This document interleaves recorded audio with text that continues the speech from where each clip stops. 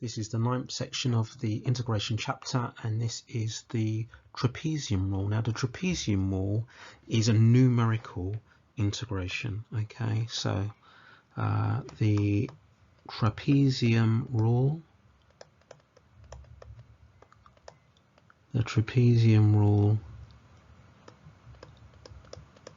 is numerical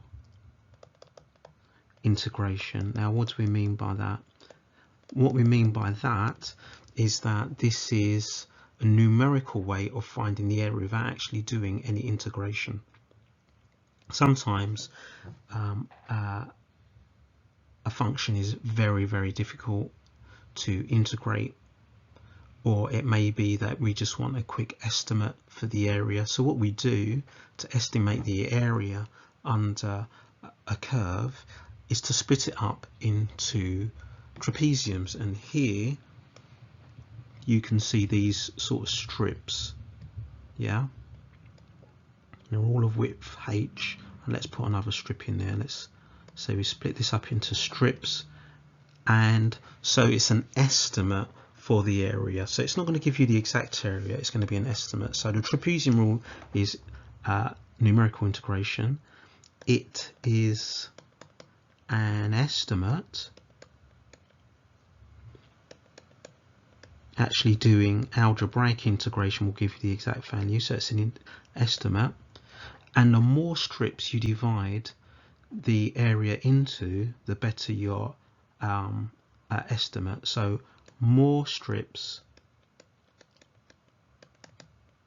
equals greater accuracy. More strips equals greater accuracy. Yeah, so if you just divided something up into 2 strips, you're not going to get as accurate as an answer as if you divide it up into 10 strips or 50 strips. And actually, this is what integration is based on. Let's say we keep increasing the number of strips and we have an infinite number of strips, then you would have the exact answer and each strip would be infinitely narrow. Anyway, we'll get onto that later on. So how's this trapezium rule formed? Well, let's take one of these trapezia up here, this one here. Now I'll draw that trapezium over here where I've got a bit more space. So let's do it over here, and you'll see it's a trapezium on its side, like this. Yeah. Now because it's a trapezium on its side, the height of the trapezium is given like this. And do you remember the formula for an area of trapezium? If those are the lengths of our 2 parallel sides, so the sides of the strips are going to be the parallel sides in a trapezium. The area is, so you add the parallel sides together, you divide by 2, so half AB, and then you times by the height. So we're going to be doing that to each one of these trapezia. But because we've got another trapezium here which is next to it, so let's do that in a different color. So let's go for dark red. So I've got another, let's say I've got another trapezium here, and I can see that one sort of goes down a bit like that. So for this trapezia, this would be A and this would be B. Yeah, they share this common edge here, but the height of this will also be H. Yeah, now rather than calling them A and B, because that's going to get confusing, let's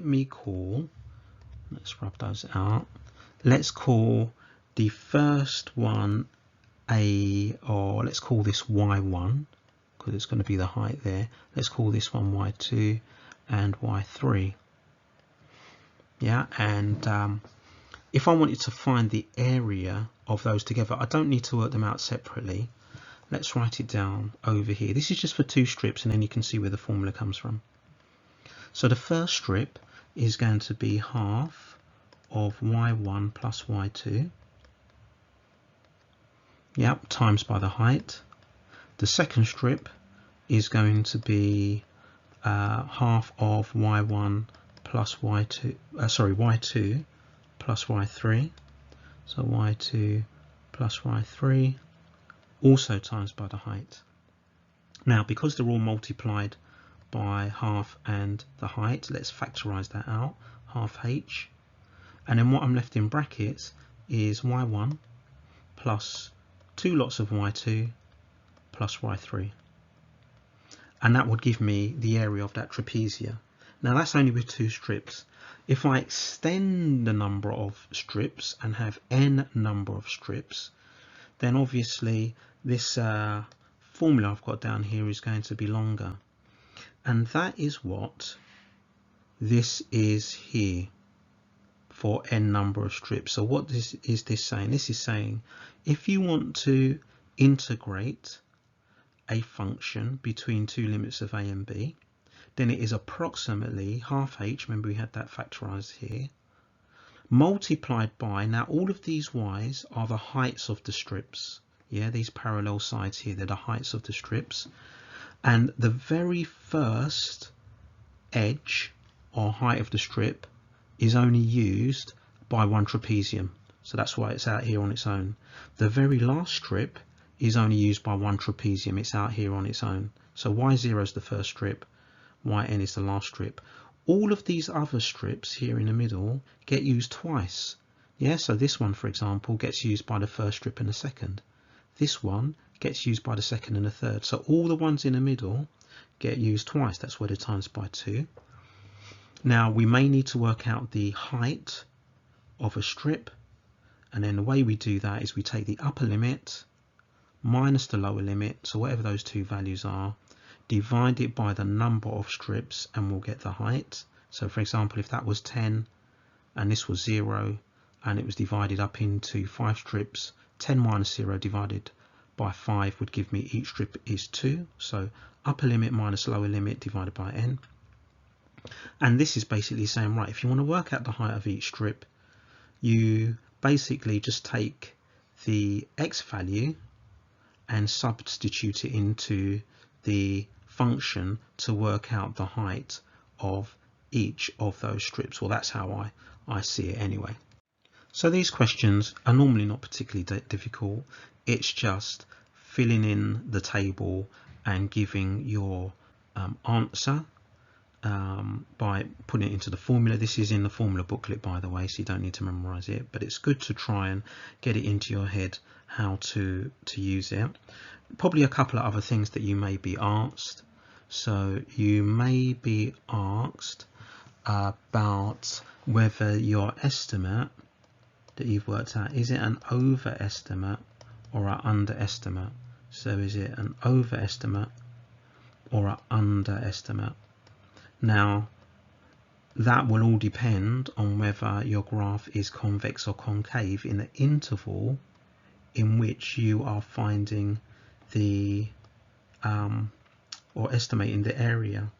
Yeah, now we did concave and convex functions in a differentiation chapter, so something like this, if we've got a graph like that, or let's say a graph like that, let's say I was estimating the area between these bits using the trapezium rule, and I divide it up into strips.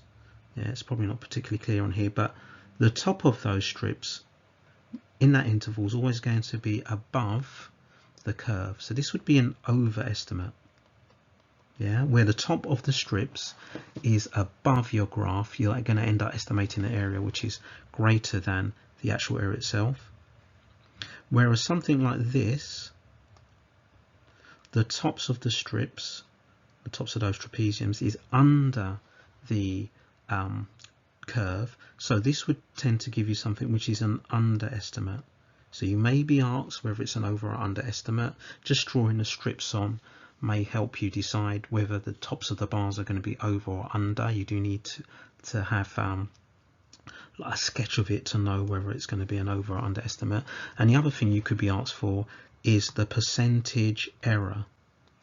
In other words, it may be something, a function that you can actually integrate to find the exact solution, and you use the trapezium rule to find an estimate, and the question's asking, well, what's the percentage area between the exact value and the estimate? And the percentage error is equal to, so you want to know the difference between the exact and the estimate. Now, depending on whether it's an over or under estimate, it might be exact minus estimate from the trapezium rule, or it might be the other way around. It might be estimate minus exact, because you don't want a negative. So that will all depend on the question. It will be one of those two. So it's the difference between those two divided by what the exact value is. So that's what you get by doing actual integration times by 100%. Yeah, students often forget this little formula here. So if you're asked to find a percentage error, it will be something that you can integrate to find the exact value, and you'd also be using the trapezium rule to find an estimate, and you're working out the percentage error between the two. So the first thing we need to do is to complete the table. It says to 3 decimal places, so if I get some sort of surd answer, I need to change the decimal places.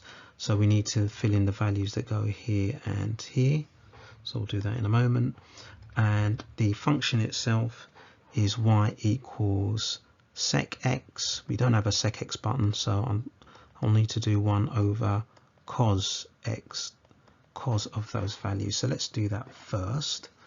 So we'll do 1 over cos pi over 6. That is 2 root 3 over 3, but we want a decimal answer, SD button, to 3 decimal places, so 1.155. So 1.155. I'm going to scroll back and change the 6, delete the 6, change it to a 4. Square root 2, so that's 1.414. So 1.414. So we've done part A. Use the trapezium rule with the values of 1 and complete a table to obtain an estimate for the area R, giving your value to 2 decimal places. Right, okay, so part B, let's do that over here. The trapezium rule, so our estimate for, so basically between pi over 3 and 0 of sec x, that's going to be approximately half, and then h, now h is the width of the strips. Now I've actually got 1, 2, 3, 4, 5 strips, 5 values. Now 5 values, 1, 2, 3, 4, 5 is only 4 strips. 1, 2, 3, 4. So be careful of that. The number of values you have, 1, 2, 3, 4, 5, only makes 4 strips. So it's useful to remember that number of strips minus 1 equals, sorry, the number of values minus 1. Number of values that we've got in our table minus 1 equals the number of strips. So take care. The number of values is not the same as the number of strips. We want to find the width of each of those strips. Now we don't even need to put it in the formula. We could do the width of each strip, h, is the upper value, which is pi over 3, minus the lower value, which is 0, divided by the number of strips, which is 4, which will give you pi over 12. Or you can just look at the table. Look, if the first one's 0 and we've gone up to pi over 12, then that's a width of pi over 12. Then you add pi over 12, you add pi over 12, you add pi over 12. So you could just look in the table. So we've got half times the width, which is pi over 12, pi over 12, and then that is going to get multiplied by the first y value. Now let me actually write it down over here because I'm going to run out of space. So this is still part B. So approximately, I'm just basically transferring what I've written up here, down here. So I've got more space. The first y value, which only gets used once, which is 1, plus 2 lots of all the middle y values. So that's going to be the 1.035 and the 1.155 and the 1.414, and then I still run out of space, and the last y value used once. So from there we actually just type that in on our calculators and work those out. So I'm going to do that now. So half times by pi over 12 times by bracket, just need to do a bracket, 1 plus 2 bracket 1.035 plus 1.155 plus 1.414 close bracket plus 2 close bracket, and I get 1.336. Now does it say, yeah, give your answer to 2 decimal places, so that'll be 1.34 to 2 decimal places. So 1.34, and I'll put 2dp. So that's part B done. Part C, explain with a reason whether your estimate to part B is going to be an over or an underestimate. Well, let's have a look. If I were to join these bits up between each of the bars like this, that they would actually be, I know it's a bit on the small side, the tops of those strips would be above the graph. So my actual areas of those strips is going to be greater than the actual area itself, so it's an overestimate. Now it might be useful at this point just to talk briefly about overestimates and underestimates and when you get those. So here's going to be 2 graphs like this.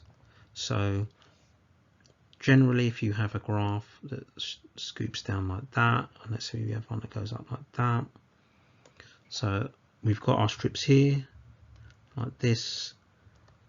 Let's say we've got our strips here like this. Yeah, now you can see from this one, can you see the tops of the bars are always going to be underneath? I know it's not accurate. So graphs that go up like that, where they're sort of going up to some, like a peak, like a mountain, then your estimate is always going to be an underestimate. Yeah, because the tops of those bars are always going to be under the curve. Whereas over here, I guess could be a little bit better. The tops of those bars are always going to be over the curve, so this would tend to be an overestimate. So in this question, where we in part C, where we're talking about whether it's an overestimate or an underestimate, we just need to think about where the tops of the strips would be, or the line connecting those parallel lines. So our answer would be that it's an overestimate, and we can write a valid reason. So you can say something like the tops of the bars where they're connecting the strips. So I'm going to write down because ends of strips